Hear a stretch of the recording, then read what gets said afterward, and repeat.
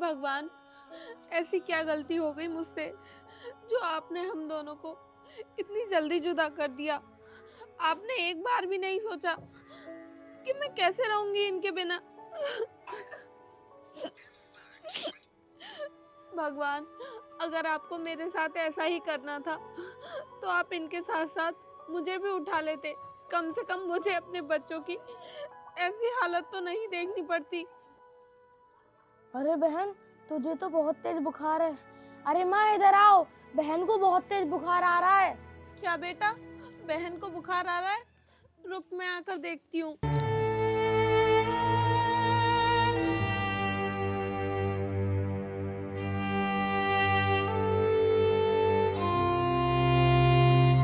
अरे बेटा, इसको तो बहुत तेज बुखार आ रहा है और इसका शरीर बुखार की वजह से तप रहा है।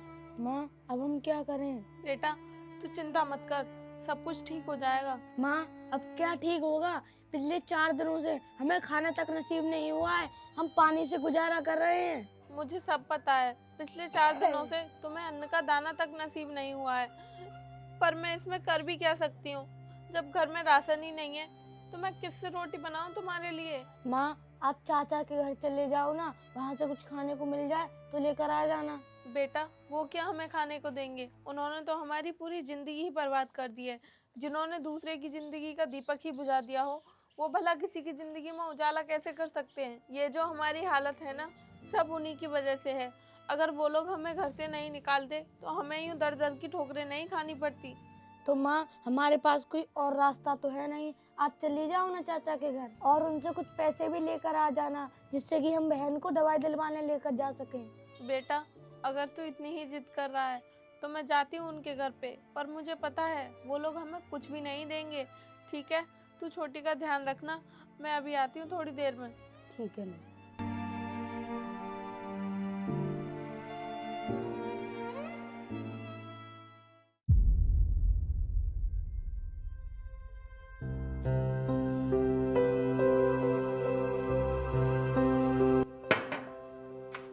ले भाई मेरे दोस्त, जब तक तू मेरे साथ रहेगा मैं तुझे जिंदगी के सारे मजे कराता रहूंगा।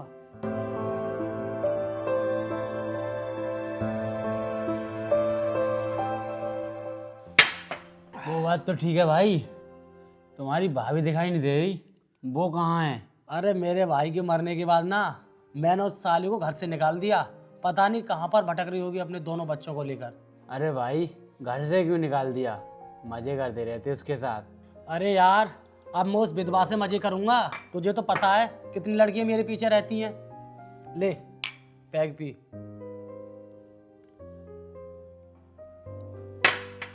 अरे भाई इस प्रॉपर्टी को तो अपने नाम करा लेता, तभी इसको घर से बाहर निकाल देता।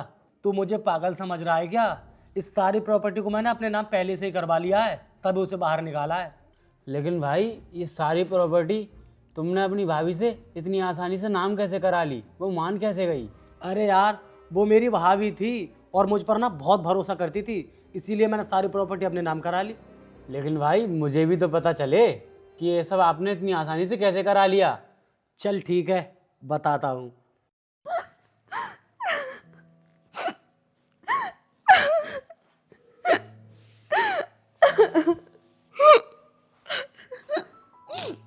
भाभी, आप रो रही हो? अरे नहीं नहीं, मैं कहाँ रो रही हूँ। भाभी, मुझे साफ साफ दिखाई दे रहा है कि आप रो रही हो और भैया को मिस कर रही हो। लेकिन भाभी, हम इसमें कर भी क्या सकते हैं? जो ऊपर वाले को मंजूर था वो तो होगा ही। और भाभी, आप अपने बच्चों को लेकर चिंता मत करना, मैंने उनके बारे में सोच रखा है। मैं उन्हें पढ़ने के लिए शहर भेज दूंगा, फिर आपको भी टेंशन नहीं रहेगी और आपके बच्चों का भी भविष्य सुधर जाएगा। नहीं नहीं, मैं उन्हें शहर नहीं भेजूंगी पढ़ने के लिए, मैं यहीं रहकर पढ़ा लूंगी अपने बच्चों को, क्योंकि मैं अपने से दूर नहीं कर सकती उन्हें। भाभी, मैं तो आपके बच्चों के बारे में अच्छा सोच रहा हूँ, फिर आप मना क्यों कर रही हो? और वैसे भी वो मेरे भाई के बच्चे हैं, मैं उनके बारे में नहीं सोचूंगा तो फिर कौन सोचेगा? ये लो भाभी, ये दोनों बच्चों के एडमिशन फॉर्म है, आप इन पर साइन कर दो तो मैं उनका एडमिशन करा दूंगा, आपको वहां पर जाना नहीं पड़ेगा। आप इतना क्यों सोच रही हो? जब तक आपके बच्चे बड़े स्कूल में नहीं पढ़ेंगे अपने भविष्य में कुछ नहीं कर पाएंगे। ये लो, इन पर साइन कर दो आप।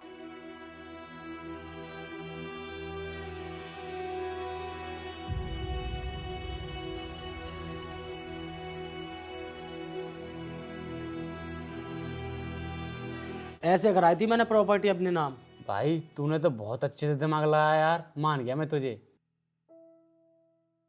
सुनिए देवर जी, भाई यही है क्या तेरी भाभी? हाँ, यही है मेरी भाभी। यार ये तो एक नंबर का माल है। बता, अब क्या करने आई है इस घर में? देवर जी आप मुझे कुछ खाने को दे दीजिए। पिछले 4 दिनों से मेरे बच्चों ने कुछ नहीं खाया है और मेरी बेटी बहुत बीमार है। आप कुछ पैसे भी दे दीजिए। जब मैंने तुझसे मना कर दिया था कि इस घर की तरफ आना भी मत, तो फिर क्यों आ गई? और तुझे क्या लगता है मैं तेरी मदद कर दूंगा? देवर जी मेरा बेटा बोल रहा था कि माँ चाचा जी के पास चली जाओ, वो हमारी मदद जरूर करेंगे, इसीलिए मैं आपके पास आई हूँ। देवर जी प्लीज हमारी थोड़ी सी मदद कर दीजिए। मेरे पास नहीं है एक फूटी कौड़ी भी तुझे देने के लिए, इसलिए चुपचाप निकल जा मेरे घर से और दोबारा मेरे घर की तरफ आ भी मत जाना। चल निकल अब। अगर तुम हमारे साथ गलत नहीं करते तो आज ये विधवा तुम्हारे आगे हाथ नहीं फैला रही होती। एक तो मेरे पति मर गए और तुमने धोखे से सारी प्रॉपर्टी अपने नाम करा ली और अब हमारी थोड़ी सी भी मदद नहीं कर रहे हो। मुझे लगता है तू ऐसे नहीं मानेगी, तुझे धक्के मारकर ही घर से बाहर निकालना पड़ेगा। चल निकल अब, निकल मेरे घर से, निकल निकल। और दोबारा इस घर की तरफ आ भी मत जाना कि मैं तुम्हारी मदद करूंगा।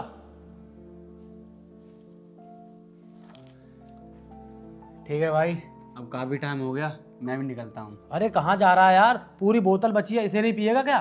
बैठ जा चल। अरे नहीं नहीं भाई, फिर कभी पीऊँगा, अभी मैं चलता हूँ, ठीक है? चल ठीक है, फिर ये बोतल अब मुझे ही खत्म करनी पड़ेगी।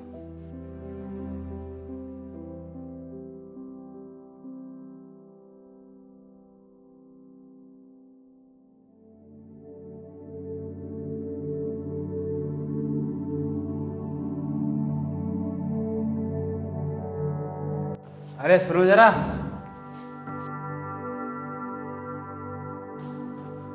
तुम्हें पैसों की जरूरत थी ना? रुको मैं देता हूँ तुम्हें पैसे, ये लो। नहीं नहीं साहब, मुझे आपसे पैसे नहीं चाहिए, मैं कर लूंगी अपना गुजारा कैसे भी करके। अरे रख लो, मैं तुमसे वापस नहीं लूँगा, ये लो ले जाओ। ठीक है साहब, बहुत बहुत धन्यवाद आपका।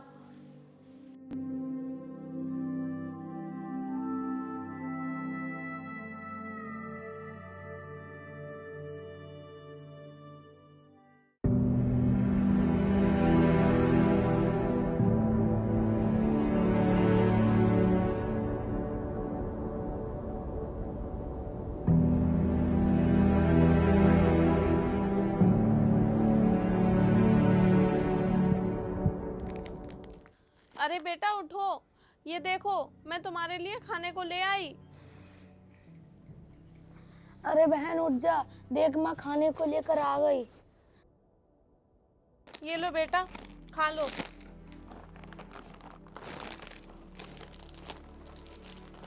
माँ देखा आपने, मैंने आपसे कहा था ना कि चाचा जी हमारी जरूर मदद करेंगे, और देखो उन्होंने हमें खाने को भी दे दिया।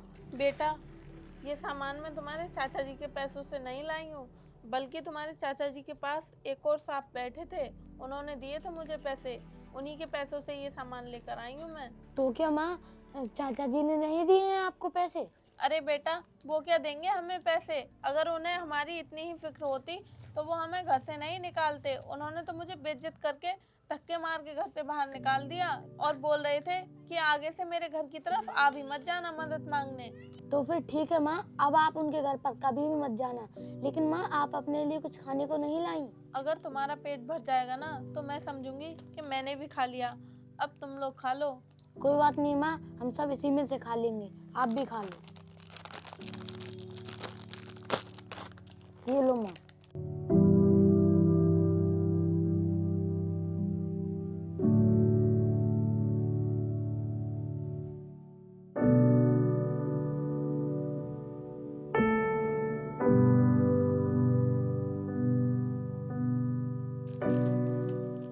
सुनिए, मुझे डीके राणा की पत्नी से मिलना है।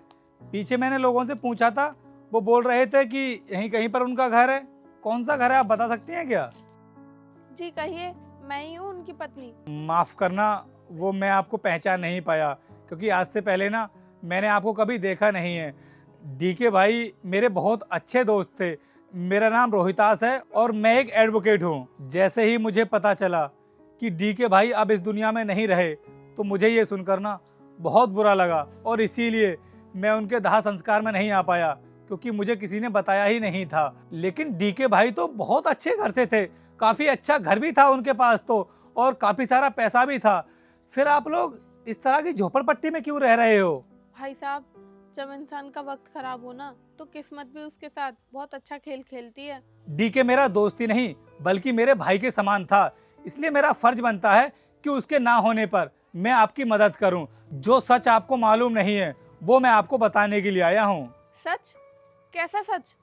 उन्होंने मुझसे कुछ छुपाया था क्या? डीके ने मुझसे एक वसीयत बनवाई थी कि अगर भविष्य में मुझे कुछ हो भी जाता है तो मेरे नाम की सारी प्रॉपर्टी मेरे बीबी बच्चों के नाम पर हो जाए, क्योंकि आपको तो पता है डीके का काम जो था वो हर समय रोड पर चलने का था, इसलिए उसको डर था कि अगर किसी दिन मेरा एक्सीडेंट हो गया तो मेरे बीबी बच्चे रोड पर ना आ जाएं। बस इसीलिए उसने ये सब काम करवाया था मुझसे। अब कुछ भी नहीं हो सकता। उन्होंने तो हमारे लिए बहुत कुछ सोचा था, लेकिन हमारे देवर ने हमारे बारे में कुछ भी नहीं सोचा और धोखेधड़ी से सारी प्रॉपर्टी अपने नाम करवा ली। अरे ऐसे कैसे वो अपने नाम पर सब कुछ करा लेगा, क्योंकि बिना आपके कोर्ट में जाए और बयान दिए कोई भी इंसान ना आपके पति की नाम की वसीयत को अपने नाम पर नहीं करवा सकता। उसने फर्जी तरीके से वो वसीयत अपने नाम पर करवा ली होगी। आप चिंता मत करो, आपका हक मैं दिलवाऊंगा, क्योंकि उसने ना आपके साथ में बहुत बड़ा फ्रॉड किया है और इस फ्रॉड के चलते उसको जेल भी हो सकती है। साहब, अगर ये सब हो गया ना तो मेरे बच्चों को इतनी जिल्लत भरी जिंदगी नहीं जीनी पड़ेगी। आप चिंता मत करो, आपका केस मैं लड़ूंगा और आपको ना आपका हक जरूर दिला करके रहूंगा, क्योंकि डीके का दोस्त होने के नाते मेरी भी जिम्मेदारी बनती है कि मैं आपकी मदद करूं। लेकिन साहब, केस लड़ने के लिए हमारे पास तो पैसे भी नहीं है। आपको एक भी रुपया देने की कोई जरूरत नहीं है, मैं फ्री में आपका केस लड़ूंगा, क्योंकि हर काम ना पैसों के लालच में नहीं किया जाता है, कुछ काम इंसानियत के लिए भी किए जाते हैं। अब आप मुझे इतना बताओ कि आपका देवर रहता कहाँ पर है? वो तो उसी घर में रहते हैं जिस घर में हम अपने पति के साथ रहते थे। ठीक है, मैं चलता हूँ, बाद में आकर मिलूंगा आपसे। और हाँ सुनो, ये लो कुछ पैसे हैं, इन पैसों से अपना कुछ खर्चा चला लेना। ठीक है साहब, आपका बहुत बहुत धन्यवाद।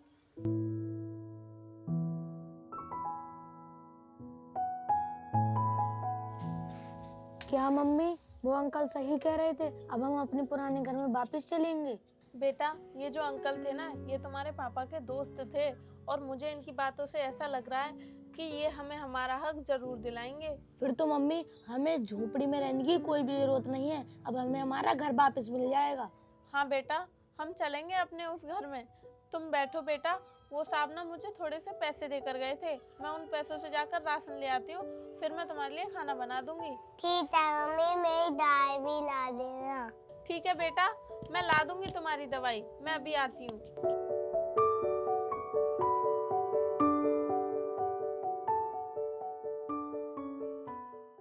वैसे बेबी, तुम मुझे एक बात बताओ, तुम्हारे पास कितना पैसा होगा? अरे तुम्हें मेरे पैसे के बारे में जानकर क्या करना है? मेरे पास कितना भी पैसा हो तुम्हें उससे क्या? अरे बेबी, आप तो गुस्सा हो गए। मैं तो इसलिए कह रही थी, मेरा ना मन स्विट्जरलैंड जाने का है, तो आप मुझे ले चलो। अरे बेबी, तेरा जहाँ पर भी घूमने का मन हो ना मुझे बता दे, मैं घुमा कर लाऊंगा तुझे। पैसे से क्या मतलब है तुझे? यार कितने अच्छे हो तुम। वैसे कब लेके चलोगे मुझे? अरे बेबी, जब तुम कहोगी ना तभी चलेंगे, और वैसे भी मेरी गिनती अब करोड़पति लोगों में आने लगी है। अच्छा ठीक है, अगले महीने चलेंगे। वैसे मेरा बर्थडे आ रहा है, तो मेरे बर्थडे पर क्या गिफ्ट करोगे मुझे? अरे मुझे याद है तुम्हारा बर्थडे है, तो मुझे ये बताओ तुम्हें क्या गिफ्ट चाहिए? मुझे तो सोने का नेकलेस चाहिए। बस इतनी सी बात? अरे मैं तो सोच रहा था तुम कुछ बड़ा मांगोगी, लेकिन तुमने तो बहुत छोटी सी चीज मांग ली। चलो ठीक है बेबी, फिर मैं आपसे कल मिलती हूँ। हाँ ठीक है। अरे यार, इसे अब तो सोने का नेकलेस ला कर देना पड़ेगा। मेरी गिनती करोड़पति लोगों में जो होने लगी है। माना कि तुम्हारी गिनती करोड़पति लोगों में होती है, लेकिन अब से ना रोडपति लोगों में होगी। अरे कौन हो तुम, और इस तरह मेरे घर में कैसे घुसे चले आए? My self Rohitas Rana, senior advocate of supreme court. माना आप वकील हो, लेकिन इसका मतलब ये नहीं है कि तुम किसी के भी घर में घुसे चले आओगे।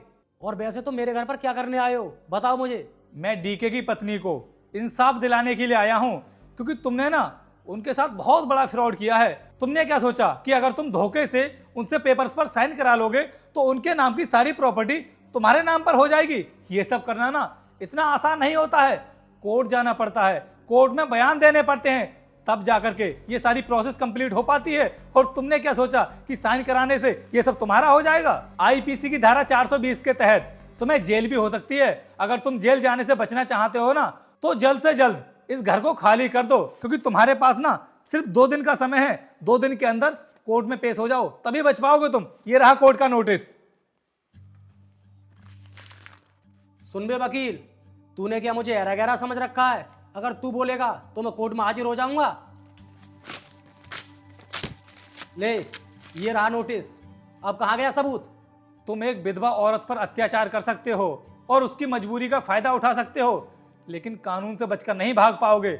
और जो तुम मेरे सामने इस नोटिस को फाड़कर दिखा रहे हो ना, तुम्हारे खिलाफ कड़ी से कड़ी कार्रवाई की जाएगी। इसलिए तुम्हारे पास सिर्फ 2 दिन का समय है। अगर बचना चाहते हो ना तो चुपचाप कोर्ट में हाजिर हो जाना। चलता हूं मैं, ये मेरी फर्स्ट और लास्ट वार्निंग है। अरे नहीं होऊंगा मैं कोर्ट में हाजिर। देखता हूं मेरा कौन क्या बिगाड़ लेगा। तो फिर ठीक है, भुगतने के लिए तैयार रहना। अरे ये वकील तो मुझे बहुत अकड़ दिखा रहा है। अगर ऐसे ही चलता रहा तो ये तो मेरे किए कराए पर पानी फेर देगा। एक काम करता हूँ, इंस्पेक्टर को यहाँ पर बुला लेता हूँ।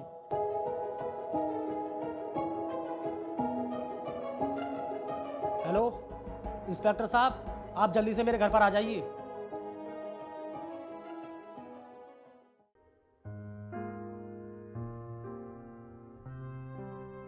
मम्मी जल्दी कर दो खाना, हमने 4 दिनों से कुछ भी नहीं खाया है।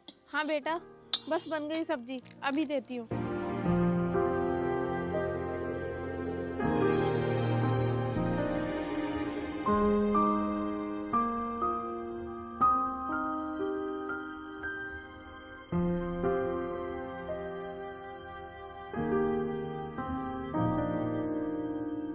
ये ले बेटा, खा ले।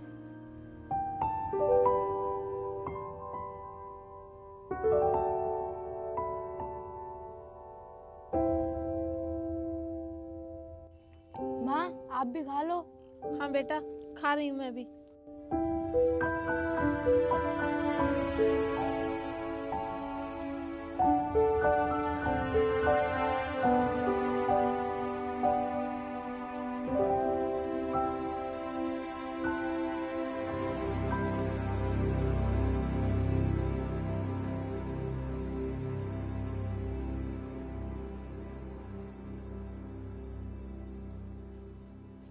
अरे भाभी जी, खाना खा रही हो?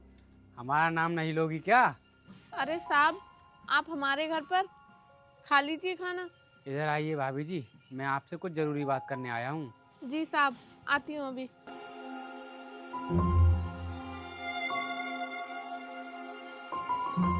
बोलिए साहब। देखिए, आपके पति तो आपको छोड़कर चले गए। आपका और आपके बच्चों का ख्याल रखने वाला तो है नहीं कोई।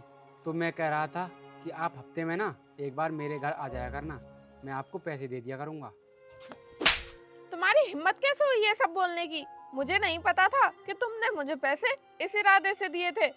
2 कौड़ी की औरत, तूने मेरे ऊपर हाथ उठाया, देख लूंगा मैं तुझे, याद रखना।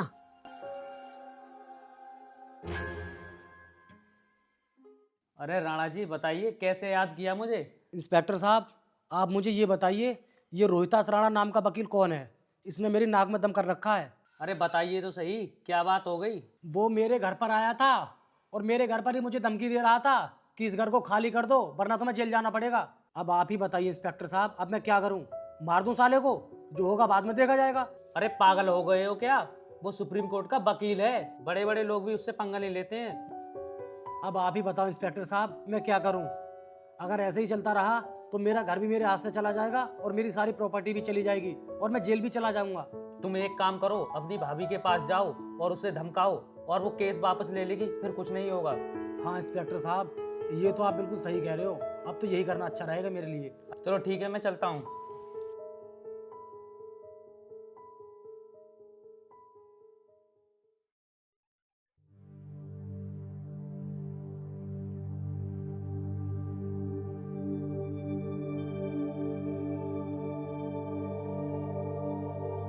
मैंने सुना है वकील कर लिया है तूने। बता क्या चाहती है? मेरे पति की जितनी भी प्रॉपर्टी है वो मुझे दे दो, और क्या चाहिए मुझे। मुझे लगता है अपने बच्चों से प्यार नहीं करती है तू, इसीलिए कानून की लड़ाई लड़ रही है ना। बच्चों से प्यार करती हूँ तभी तो ऐसा कर रही हूँ। अगर तूने कोर्ट में मेरे खिलाफ गवाही दी कि मैंने तुझसे धोखाधड़ी से वो प्रॉपर्टी अपने नाम कराई है, तो मैं तेरे बच्चों को जान से मार दूंगा। अब फैसला तेरे हाथ में है। तू अपनी प्रॉपर्टी चाहती है या फिर अपने बच्चे? नहीं नहीं, मेरे बच्चों को कुछ मत करना। तुम जैसा कहोगे मैं वैसा ही करूंगी।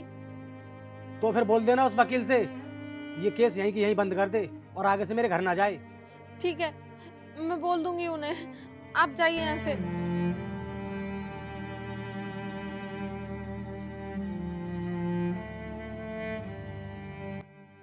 चलो बेटा, हम इस घर को ही छोड़कर चलते हैं।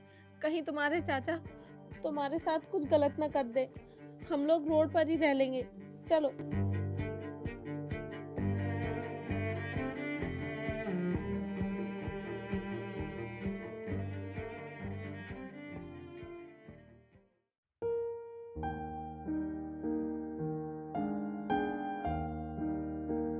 मैम साहब, क्या आपके हॉस्पिटल में हमें कोई काम मिल जाएगा? हॉस्पिटल में तो सफाई का ही काम मिलेगा। कोई बात नहीं मैम साहब, हम साफ सफाई का ही काम कर लेंगे, लेकिन रहने के लिए एक छोटा सा कमरा दे देना हमें। ठीक है, हम आपको महीने के 6,000 रुपये देंगे और आपको रूम भी मिल जाएगा। ठीक है मैम साहब, आपका बहुत बहुत धन्यवाद। ठीक है, आप ऊपर चले जाओ, सोनू आपको रूम दिखा देगा। बोल देना मैडम ने भेजा है। ठीक है मैम साहब।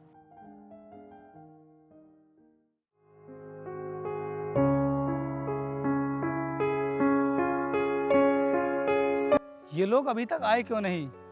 इतना टाइम हो गया इनको, वरना तो हम कोर्ट में पहुंचने के लिए लेट हो जाएंगे। मैंने इनसे यहीं का पता बताया था, पता नहीं क्यों नहीं आए ये लोग अभी तक। ऐसा करता हूँ, इनके घर ही चला जाता हूँ, घर से ही ले आऊँगा इनको।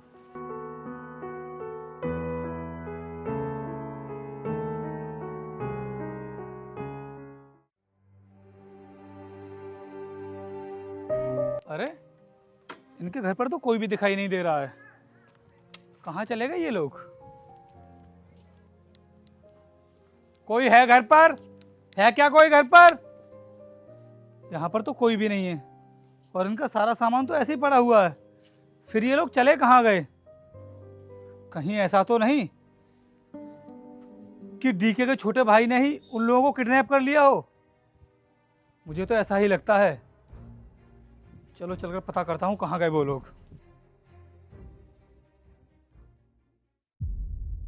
अरे रुकिए भाई साहब, एक मिनट जरा, ये देखना जरा photo.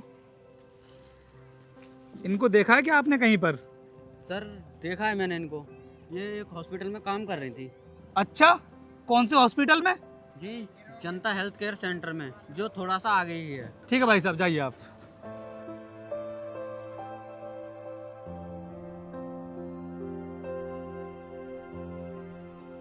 Good morning sir. Ma'am, मैंने सुना है कि आपके यहाँ पर कोई साफ सफाई करने वाली लेडीज काम करती है जिसके 2 छोटे छोटे बच्चे हैं। जी सर। तो मैम, आप उनको बुला दीजिए। मैं सुप्रीम कोर्ट का लॉयर हूँ, उनसे मिलने के लिए आया हूँ। क्यों सर, उन्होंने कुछ गलत कर दिया क्या? नहीं नहीं, उन्होंने कुछ भी गलत नहीं किया है। आप उनको बुला दीजिए, मुझे उनसे 2 मिनट बात करनी है। ओके सर, मैं अभी बुलवाती हूँ। सोनू, बेटा जो सफाई वाली आई उन्हें नीचे भेजो। जी मैडम। अरे साहब, आप यहाँ पर क्या कर रहे हो?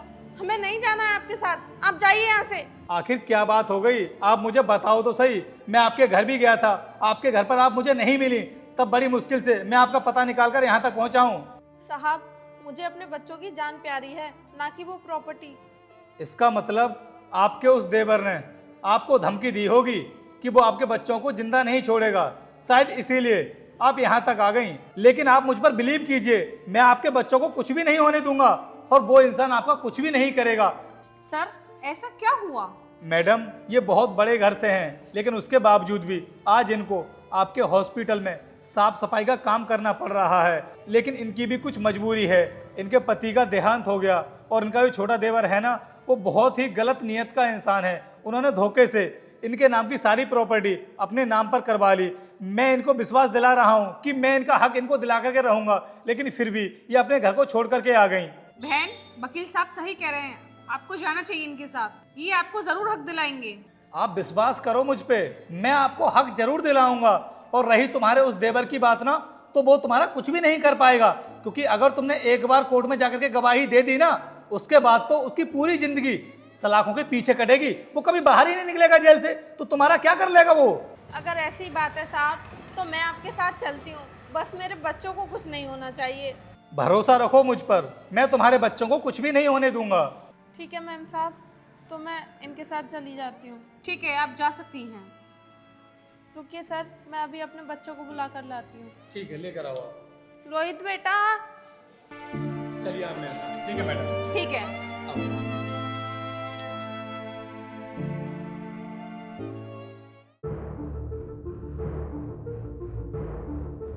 इंस्पेक्टर साहब, कर लीजिए दोनों को अरेस्ट। चलो तुम दोनों मेरे साथ।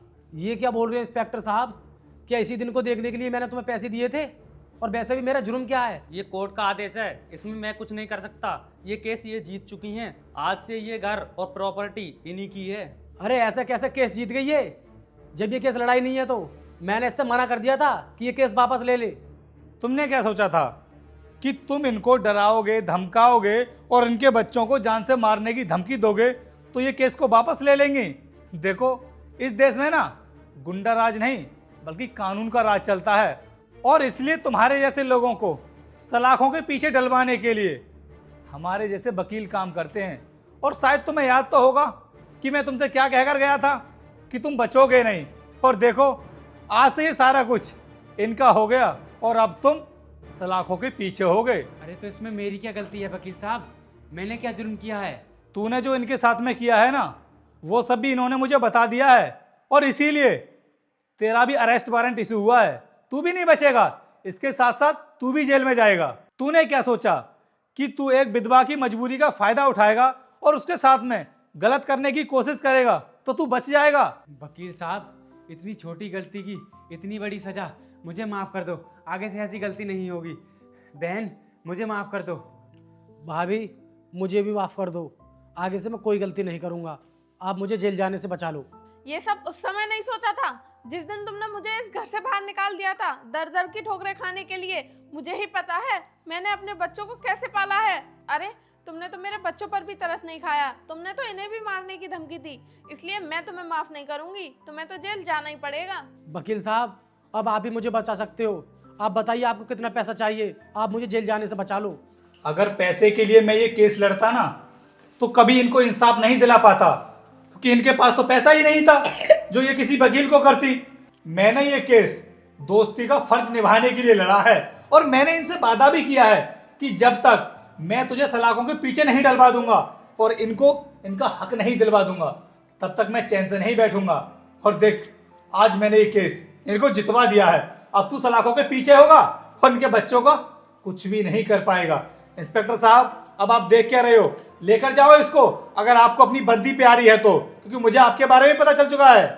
हाँ भाई, चलो तुम दोनों मेरे साथ, चलो।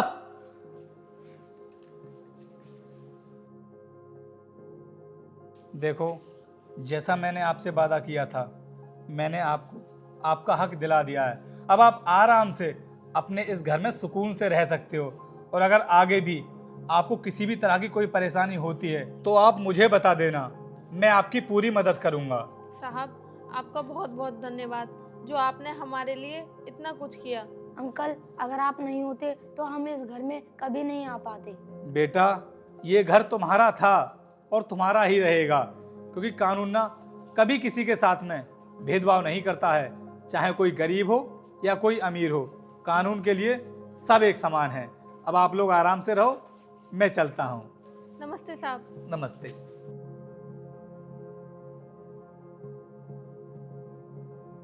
रोहित बेटा, एक काम कर, ये सब उठाकर चल बाहर फेंक देते हैं। ठीक है माँ।